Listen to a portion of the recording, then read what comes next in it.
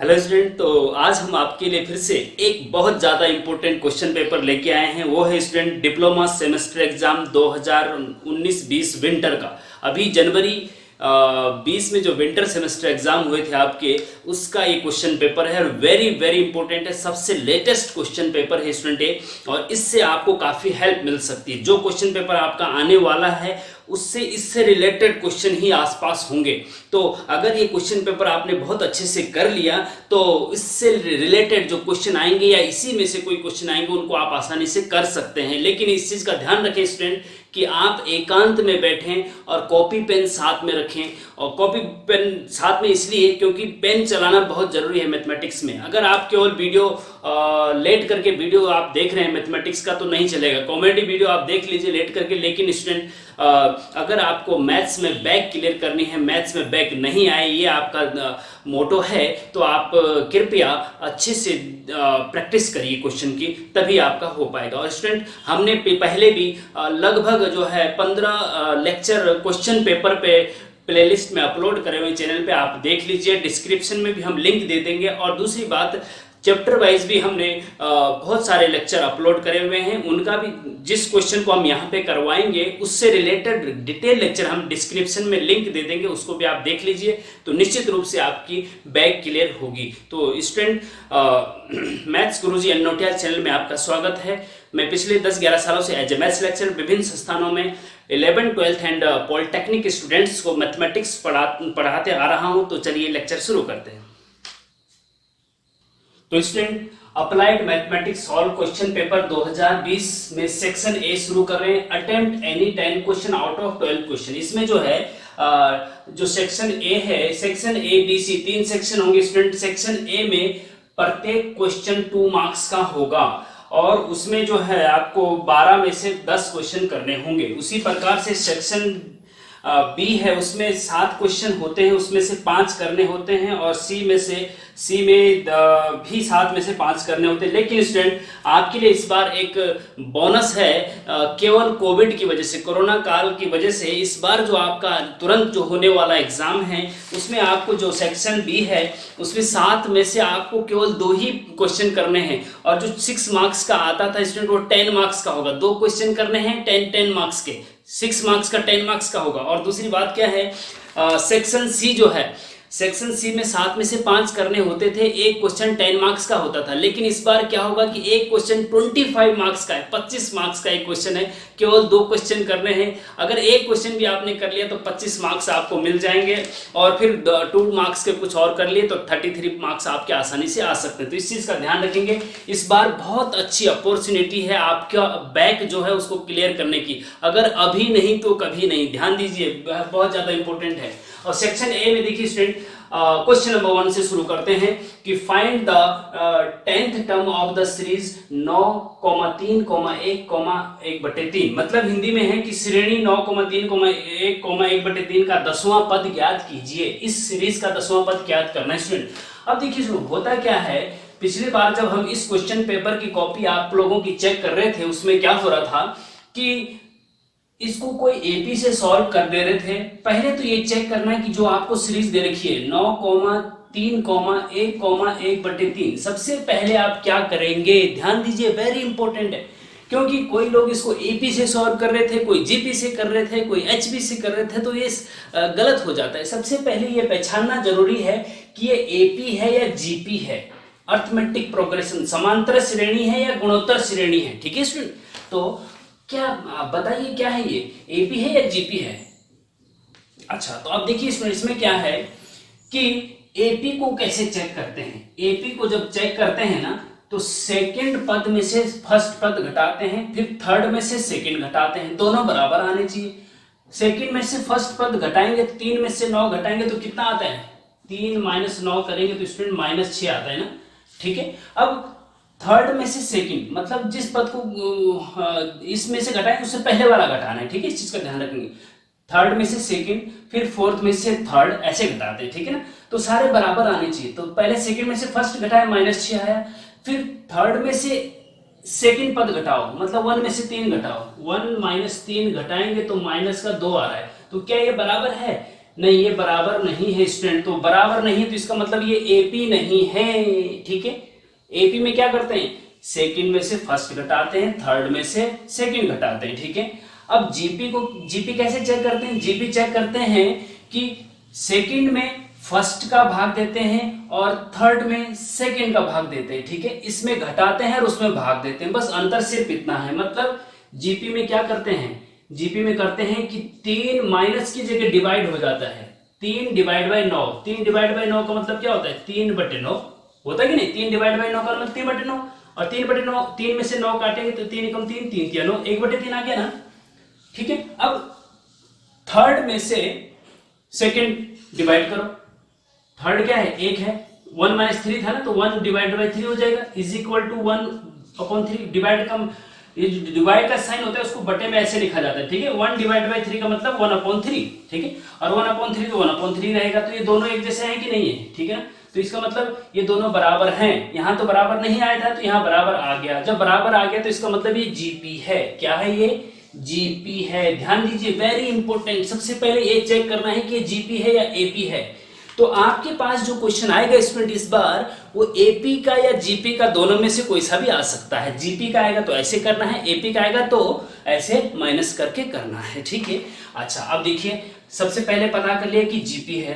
अब आपको फॉर्मूला पता होना चाहिए स्टूडेंट। फॉर्मूला होता है जीपी के एनवां पद, जीपी का एनवां पद, nth term of GP, nth term of GP. GP का एनवां पद को डिनोट करते हैं an से, और an बराबर होता है a इंटू आर की power n-1, a into R की पावर n-1। ये जीपी का एनवां पद होता है, वेरी इंपॉर्टेंट है, या ये याद रखेंगे स्टूडेंट।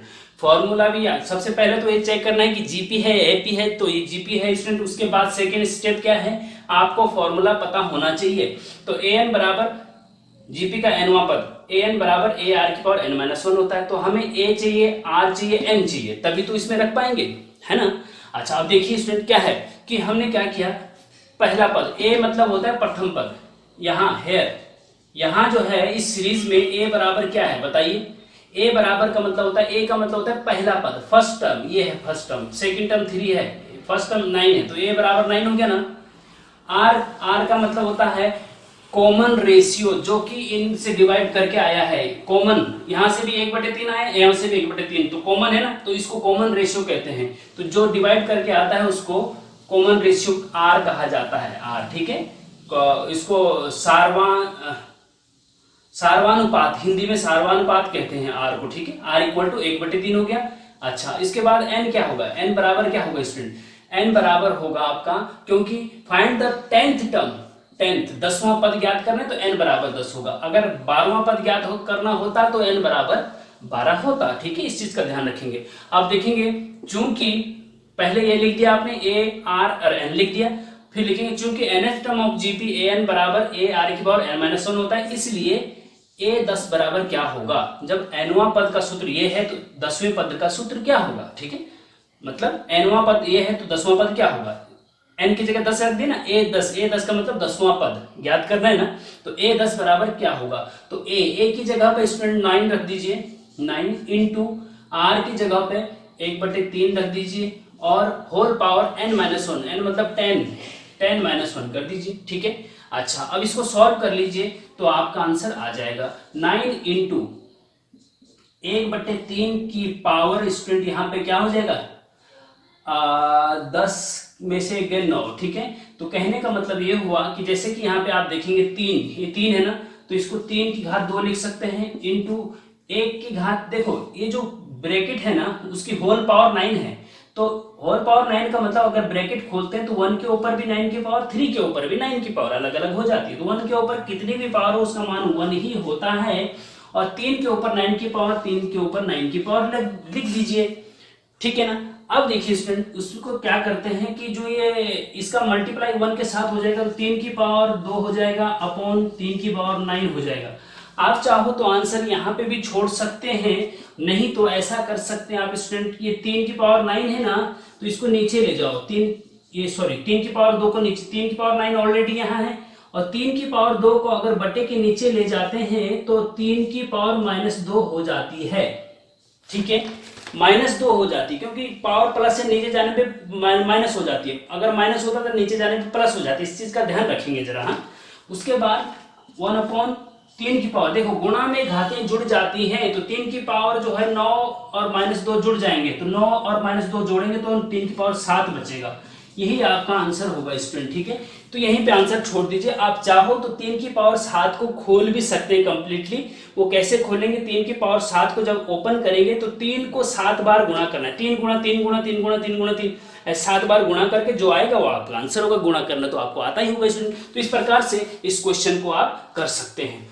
और स्टूडेंट अगर ये यहाँ इसकी जगह पे जीपी आ गया, सॉरी एपी आ गया, तो एपी को क्या करेंगे, देखिए एपी को क्या करेंगे, अगर एपी आ गया, मान लीजिए 2, 4, 6, 8, टेस्ट का 10वां पद 10th टर्म ज्ञात कीजिए। तो सबसे पहले आपको ये चेक करना है कि ये एपी है या नहीं है। तो 4 में से 2 गए 2, 6 में से 4 गए 2, बराबर आ रहा है ना, अंतर बराबर है, तो इसका मतलब ये एपी है। क्या है ये, एपी है। और जब ये एपी है तो आपको पता होना चाहिए कि एपी का nवां पद का सूत्र क्या होता है, a प्लस ब्रैकेट में n-1 इंटू डी, ठीक है। ये इसमें फॉर्मूला क्या था, a r की पावर n-1 और यहाँ था a plus n-1 into D. इस चीज का ध्यान रखेंगे। तो मैं दोनों इसलिए करवा रहा हूँ कि एग्जाम में ये भी आ सकता है और ये भी आ सकता है, ठीक है स्टूडेंट, तो इस चीज का ध्यान रखेंगे। अब अगर इसको मैं थोड़ा सा जल्दी में बता रहा हूं क्योंकि आगे भी और क्वेश्चन करने हैं, तो ये क्वेश्चन पेपर में ये है तो इसको अभी कराना, इसके साथ में हम इसको थोड़ा सा आपको हिंट दे रहे हैं, ठीक है। उसके बाद आप यहाँ पे क्या करेंगे, a10 निकालेंगे। a10 a की जगह पे 2, प्रथम पद 2 है ना, प्लस n की जगह पे 10 आएगा क्योंकि 10वां पद ज्ञात करना, -1 d की जगह पे जो सर्वांतर आया है, 4 में से 2 गए 2, 6 में से 4 गए 2, 2 आ रहा है ना, 2 तो इसको सॉल्व कर देते हैं। प्लस 10 में से 1 गए 9, 9 गुणा 2 18 और 18 2 20, यहाँ पे 20 आंसर आ जाएगा। बस इस प्रकार से एपी को भी सॉल्व कर सकते हैं, ठीक है ना स्टूडेंट। तो ये क्वेश्चन आप अच्छे से कर लीजिए। और इससे रिलेटेड सेकंड क्वेश्चन देखिए student, find the value of cos theta plus iota sine theta की होल पावर -4 का मान ज्ञात कीजिए, ठीक है स्टूडेंट। यहां लिखा हुआ है कि इसका मान ज्ञात कीजिए हिंदी में, ठीक है। अब देखिए ये क्वेश्चन जो है student, cos theta plus iota sine theta, iota कहाँ आता है, आयोटा आता है कॉम्प्लेक्स नंबर में।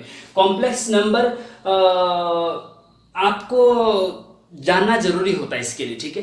लेकिन 2 मार्क्स का है, इसको कैसे सॉल्व करेंगे अगर आपने डिटेल लेक्चर नहीं देखा। देखिए अगर डिटेल लेक्चर देखना है किसी भी क्वेश्चन का, उसका प्रत्येक क्वेश्चन के आगे हम उसका लिंक दे देंगे और लिंक भी आप सीधे उस पर प्लेलिस्ट में चले जाएंगे, तो उसको डिस्क्रिप्शन में देख लीजिए, ठीक है स्टूडेंट। लेकिन अगर आपको डायरेक्ट क्वेश्चन समझना है कि भाई ये क्वेश्चन कैसे होगा, ठीक है, लेकिन थोड़ा सा इधर उधर आ सकता है, घुमा के आ सकता है। अब देखो होता क्या है स्टूडेंट, इसको कैसे सॉल्व करेंगे, इसको सॉल्व करना बहुत इजी है, लेकिन थोड़ा सा हम आपको बता दें कि होता क्या है, cos theta plus iota sine theta की पावर n, ठीक है। अगर इस प्रकार का कोई आपको दिखे, पहले cos ही होना चाहिए और बाद में साइन ही होना चाहिए। और साइन आयोटा, ये आई है ना जो आई, इसको आयोटा बोलते हैं, ठीक है। ये इमेजिनरी नंबर होता है आयोटा, हाँ, और ये साइन के साथ ही होना चाहिए। ध्यान देंगे ये साइन के साथ ही होना चाहिए। अगर कॉस के साथ ये हो गया तो आपका गड़बड़ हो जाएगा, उसको चेंज करना होता है, ठीक है। Cos theta plus iota sine theta की पावर n अगर है तो इसको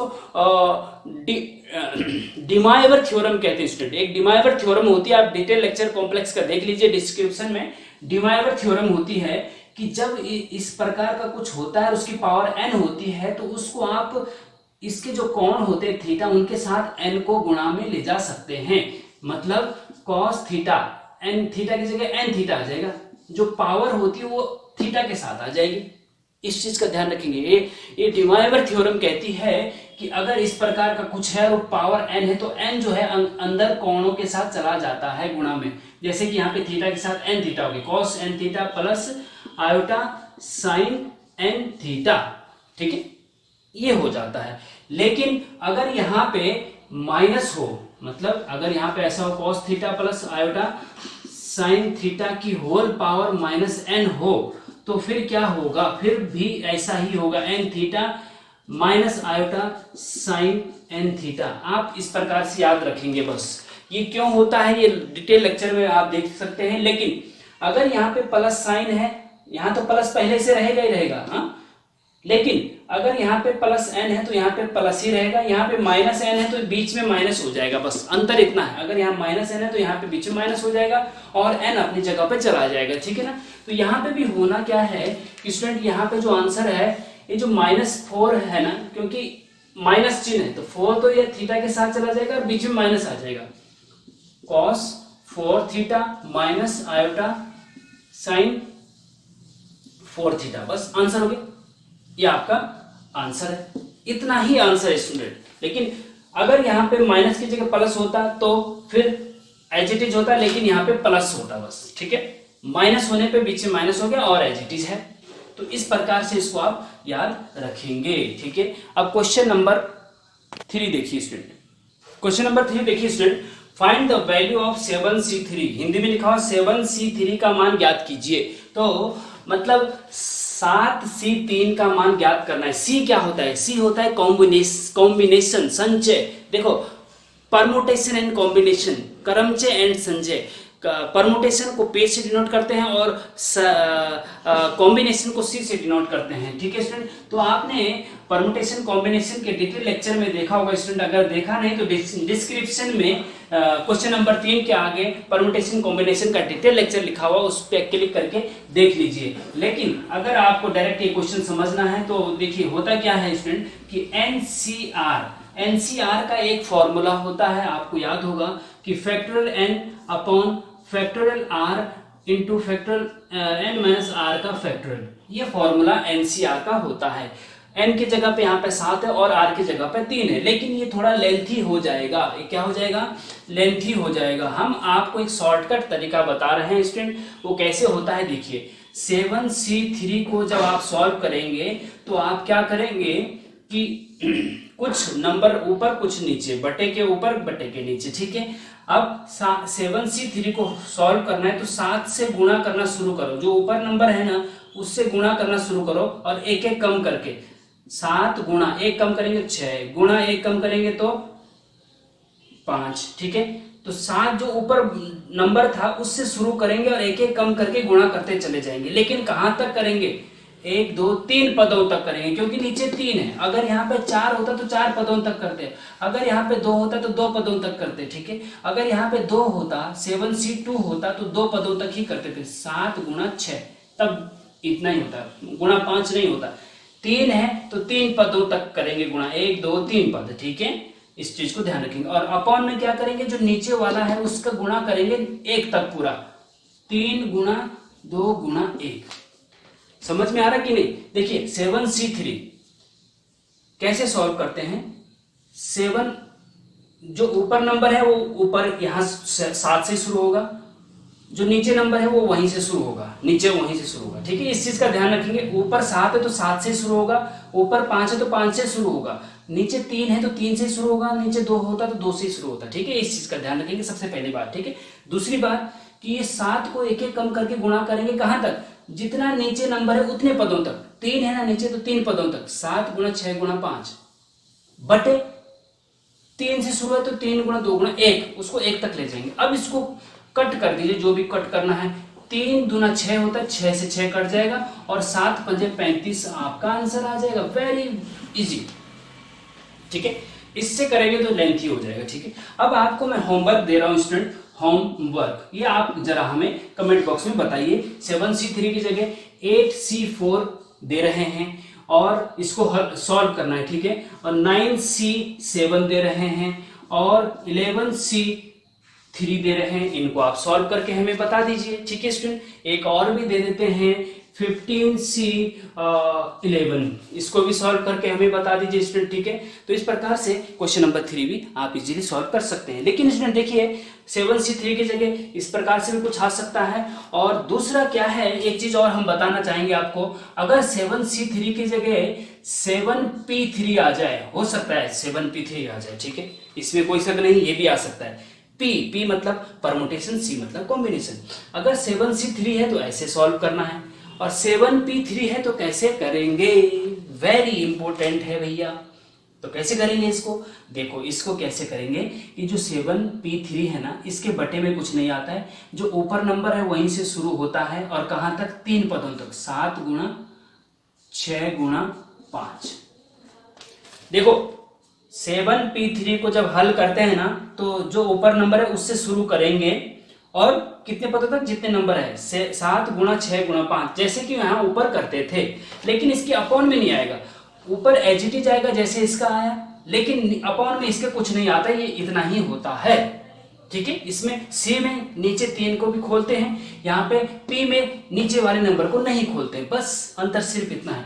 इसको सॉल्व करके 7 पंजे 35 गुणा 6 जो भी आता है आंसर लिख दीजिए। ठीक है, अच्छा इसी प्रकार से अगर हम बोले कि भाई 11p3 को हल करो या फिर 9p7 को भी हल करो, तो ये आप हल करके हमें बता दीजिए। ठीक है, तो p भी आ सकता है, c भी आ सकता है, वेरी इंपॉर्टेंट है स्टूडेंट। तो देखिए स्टूडेंट, क्वेश्चन नंबर 4 है, find the middle term in the expansion of binomial x + 2 की होल पावर 7। मतलब द्विपद x + 2 की होल पावर 7 के विस्तार में मध्य पद ज्ञात करना है। जो इसका x + 2 की पावर 7 का एक्सपेंशन होगा, विस्तार होगा, उसका मध्य पद ज्ञात करना है। अब आप कहेंगे कि बाइनोमियल क्या है और इसका विस्तार क्या है। अगर ये पता नहीं है तो आप डिस्क्रिप्शन में बाइनोमियल क्वेश्चन नंबर 4 के आगे बाइनोमियल का लिंक दे रखा है, उसको डिटेल लेक्चर देख लीजिए। ठीक है, अच्छा अब इसको कैसे सॉल्व करेंगे? देखिए स्टूडेंट, होता क्या है कि जैसे मान लीजिए आपका x + a की पावर n है ना, तो जो पावर होती है, अब हम कहें कि भाई x + a की पावर n को अगर एक्सपेंड करेंगे, खोलेंगे, तो उसमें पदों की संख्या कितनी होगी, नंबर ऑफ टर्म्स कितने होंगे, तो जो होल पावर होती है उसमें एक और जोड़ दीजिए, तो नंबर ऑफ टर्म होंगे n+1, एक ज्यादा। तो यहाँ पे पावर 7 है, तो नंबर ऑफ टर्म्स कितने हो जाएंगे? नंबर ऑफ टर्म्स हो जाएंगे स्टूडेंट 8। 7 + 1 = 8। पदों की संख्या कितनी होगी? 8 होगी ना। अब जब पदों की संख्या 8 होगी तो मिडिल टर्म कौन सा होगा, मध्य का पद कौन सा होगा? 8 टर्म देखिए, 1 2 3 4 5 6 7 8, ये 8 टर्म है ना, तो इसमें मध्य पद कौन सा होगा? देखिए जब पदों की संख्या सम होती है, इवन होती है, तो मध्य पद 2 होते हैं, और पदों की संख्या अगर ऑड होती है, विषम होती है, तो मध्य पद 1 होता है। इस चीज का ध्यान रखेंगे। ठीक है, स्वाभाविक है भैया। देखिए 1 2 3, अगर पदों की संख्या 3 है मतलब विषम है, तो मध्य पद ये हो गया ना, बीच का पद ये हो गया ना, एक इधर एक इधर। ठीक है, अगर 1 2 3 4 पदों की संख्या इवन है तो मध्य पद क्या होगा? एक इधर एक इधर, तो ये 2 मध्य पद हो जाएंगे। फिर जब सम होता है तो मध्य पद 2 होते हैं और विषम में मध्य पद 1 ही होता है। बस इसको ध्यान रखना है आपको। यहाँ पे मध्य पद 2 होंगे क्योंकि पदों की संख्या इवन है, सम है। ठीक है, तो 3 तो इधर छोड़ दीजिए और 3 इधर छोड़ दीजिए, मध्य पद ये और ये होंगे। 1 2 3 4 फोर्थ टर्म होगा और फिफ्थ टर्म होगा, चौथा और पांचवा मध्य पद है। तो देखिए अगर 2 मार्क्स का क्वेश्चन है तो सिंपली आप लिखेंगे कि फोर्थ एंड फिफ्थ टर्म मध्य पद हैं या मिडिल टर्म हैं, यहीं पे आपको 2 मार्क्स मिलना चाहिए। लेकिन यहां पे लिखा होगा फाइंड द मिडिल टर्म। क्या लिखा हुआ है? Find the middle term. अब ये मिडिल टर्म अगर फाइंड करना है तो स्टूडेंट ये 2 मार्क्स का तो नहीं है, लेकिन यहाँ पे 2 मार्क्स का दे रखा है, ये 6 मार्क्स का या 10 मार्क्स का हो जाता है स्टूडेंट। तो लेकिन हम फिर भी इसको सॉल्व कर दे रहे हैं कि अगर ये 6 मार्क्स का भी आएगा तो कैसे सॉल्व करेंगे। अब देखो इसमें मिडिल टर्म निकालना है, तो इसके लिए देखिए स्टूडेंट x + 2 की पावर 7 का मिडिल टर्म निकालना है। ठीक है, मध्य पद निकालना है, मध्य पद निकालना है।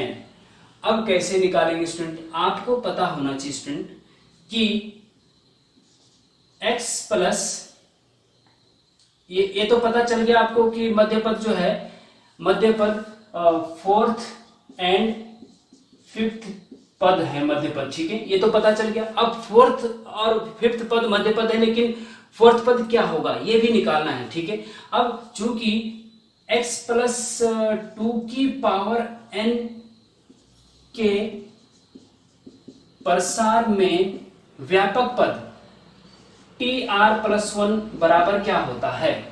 r+1 वहां पद क्या होता है? ठीक है, तो वो होता है स्टूडेंट NCR, और जो ये पहला पद होता है ना x, अच्छा चलो पहले ऐसा करते हैं, x प्लस ए मानते हैं पहले तो। हाँ, x प्लस ए की पावर, व्यापक रूप में हम बता रहे हैं पहले, जनरल फॉर्म। हाँ, x प्लस ए की पावर n के प्रसार में व्यापक पद टी आर प्लस 1 बराबर होता है एन सी आर एक्स की पावर, जो पहला पद होता है ना उसकी power this minus this N minus R into second पद की पावर जो नीचे होता है ये आता है आर। ठीक है, ये होता है आपका व्यापक पद टी आर प्लस 1। ये आपको याद रखना होता है अगर मध्य पद या कोई सा भी पद निकालना है, चौथा पद पांचवा पद निकालना है, तो ये आपको याद रखना होता है। तो आपको पता होना चाहिए कि टी आर प्लस 1 बराबर एन सी आर एक्स की power N minus R A की पावर आर होता है। इसलिए अब आपको T4 निकालना है। क्या निकालना है? T4। और T4 को आप लिख सकते हैं जैसे कि टी आर प्लस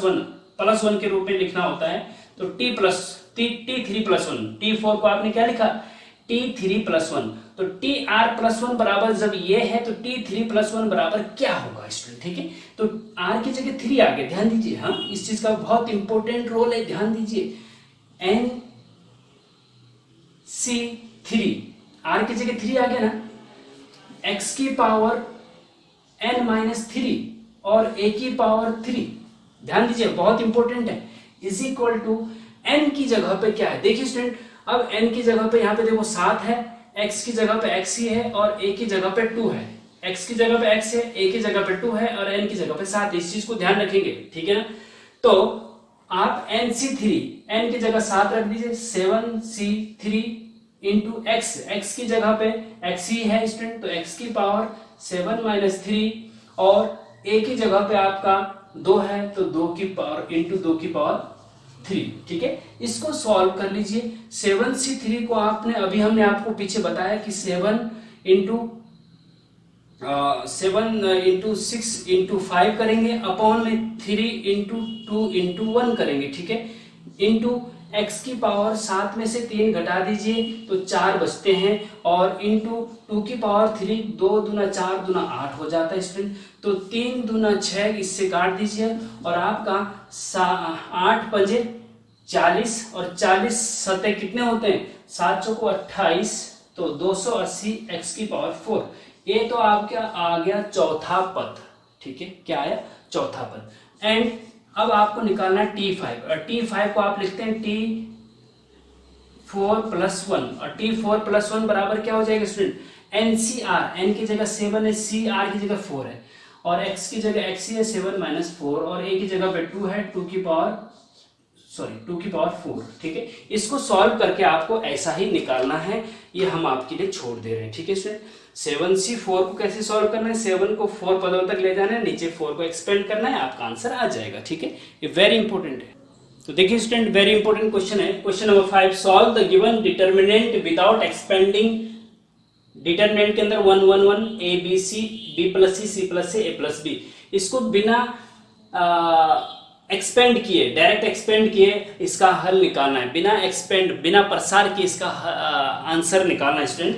ये 2 मार्क्स का आ रखा है मेरे ख्याल से, ठीक है। अच्छा, बिना प्रसार के दी गई सारणी का मान ज्ञात कीजिए। इस सारणी का बिना प्रसार के मान ज्ञात करना है स्टूडेंट, कैसे ज्ञात करें? देखिए स्टूडेंट, इसका डिटेल लेक्चर भी आप डिस्क्रिप्शन में जाके देख सकते हैं, लेकिन यहाँ पे क्या है कि इसकी कुछ प्रॉपर्टीज होती है। डिटरमिनेंट को सॉल्व करने की कुछ 7 प्रॉपर्टीज हमने बताई है, उसका आप डिटेल लेक्चर में देख सकते हैं। लेकिन यहाँ पे क्या है, यहाँ पे यह है कि इसको आप कोई एक रो एक जैसी अगर हो जाए तो उससे कॉमन निकाला जा सकता है। जैसे मान लीजिए ये C3 है, ये C1 है, C2 है, ये C3 है। ठीक है, अब इस C3 में अगर हम C2 को जोड़ दें, इस पूरे कॉलम को इसके साथ जोड़ दें, तो यहां क्या हो जाएगा?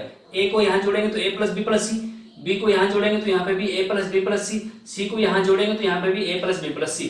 तो थर्ड रो पूरा का पूरा क्या हो जाएगा? A plus B plus C, A plus B plus C, A plus B plus C. और जब किसी रो में एक जैसे एलिमेंट जैसे 2 2 2 होते हैं, या A प्लस बी प्लस सी एक जैसे होते हैं, तो उसको कॉमन ले सकते हैं। अगर 2 2 2 हो यहाँ तो 2 बाहर ले सकते हैं, यहाँ पे 1 1 1 बचेगा। यहाँ पे A प्लस बी प्लस सी एक जैसा है तो A प्लस बी प्लस सी बाहर लेंगे तो यहाँ 1 1 1 बचेगा। तो ये प्रॉपर्टी लगेगी स्टूडेंट, बहुत इंपॉर्टेंट है, आपके बहुत ज्यादा काम आएगी।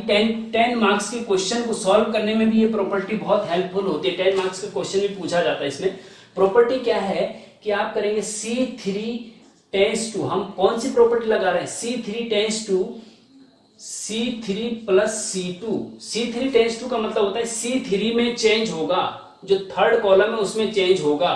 क्या चेंज होगा, C3 में C2 को जोड़ा जाएगा, बस ये चेंज होगा, इस चीज का ध्यान रखेंगे। तो C3 टेंस टू जो टेंस टू से पहले आता है ना, C3 टेंस टू, तो उसमें चेंज होता है और किसी में चेंज नहीं होता है। तो जिसमें चेंज नहीं होता है उसको एज इट इज लिख दिया जाता है। C3 में चेंज हो रहा है केवल, इसमें चेंज हो रहा है, C1 और C2 एज इट इज लिख दीजिए, 1 1 1 A B C। C3 में क्या चेंज हो रहा है, C3 में C2 को जोड़ दिया जा रहा है, तो ये हो जाएगा A plus B plus C, A plus B plus C, A plus B plus C. ठीक है, ये हो गया। ठीक है स्टूडेंट, इस प्रकार से होगा। अब जब ये एक जैसा हो गया है तो डिटरमिनेंट की प्रॉपर्टी कहती है कि इसको कॉमन ले सकते हैं, plus B plus C third row में से कॉमन ले लिया तो a plus B plus C determinant के बाहर आ गया, अंदर क्या बचा, यहाँ तो खैर 1 1 1 ही रहेगा, यहाँ a b c ही रहेगा। यहाँ पे जब a प्लस बी प्लस सी बाहर ले ले तो यहाँ 1 बचेगा ना, 1 यहाँ पे 1 यहाँ पे 1, सब a प्लस बी प्लस सी जो कॉमन ले तो पूरे कॉलम में से कॉमन आता है। ठीक है, अब तीसरी प्रॉपर्टी क्या है कि किसी भी डिटरमिनेंट में कोई दो कॉलम एक जैसे अगर होते हैं या कोई दो रो एक जैसी होती हैं तो उस डिटरमिनेंट का मान 0 होता है। तो यहाँ पे 1 1 1 1 1 C1 और C3 एक जैसे हैं बिल्कुल, तो इस डिटरमिनेंट का मान 0 होगा। तो बाहर तो है आपका a plus B plus C और इनटू डिटरमिनेंट का मान क्या है 0, तो पूरा 0 का मल्टीप्लाई करेंगे तो 0 आपका आंसर आ जाएगा। ये भी वेरी इंपॉर्टेंट क्वेश्चन है स्टूडेंट, तो इस प्रकार से इसको भी अच्छे से देख लीजिए। तो स्टूडेंट इस प्रकार से इन 5 क्वेश्चन को आप अच्छे से प्रैक्टिस कर लीजिए और इससे रिलेटेड जो डिटेल लेक्चर है उनको भी देख लीजिए, तो आपके 5 क्वेश्चन बिल्कुल कंफर्म हो जाएंगे, 5 दूना 10 मार्क्स। और इसी प्रकार से हम आगे भी बताएंगे। अभी थोड़ा सा 9 बजने को है स्टूडेंट, तो हम कॉलेज के लिए थोड़ा लेट हो रहा है, नहीं तो हम आगे भी बढ़ा दें, लेकिन ये 5 क्वेश्चन आप कर लीजिए। कल हम जल्द ही दूसरा लेक्चर आपके लिए 6 से 12 तक का फिर से लेके आएंगे, फिर उसका बाद 10 मार्क्स का 6 मार्क्स का, जो 10 मार्क्स का भी लेके आएंगे। जो इस बार आपको कोरोना काल की वजह से कोरोना का आपका एक फायदा हो गया है कि जो 10 मार्क्स के क्वेश्चन 25 मार्क्स का आएगा, तो अपॉर्चुनिटी है, मौका है, गंवाना नहीं है स्टूडेंट। आपको अच्छे से आप मेहनत करिए, हम आपके साथ मेहनत कर रहे हैं। तो इन क्वेश्चन को 5 क्वेश्चन को अच्छे से कर लीजिए, फिर हम जल्द ही उससे आगे के क्वेश्चन पेपर को सॉल्व करते हैं। ठीक है, तब तक के लिए अपना बहुत बहुत ख्याल करिए, रखिए, प्रैक्टिस करिए। जय हिंद, जय भारत।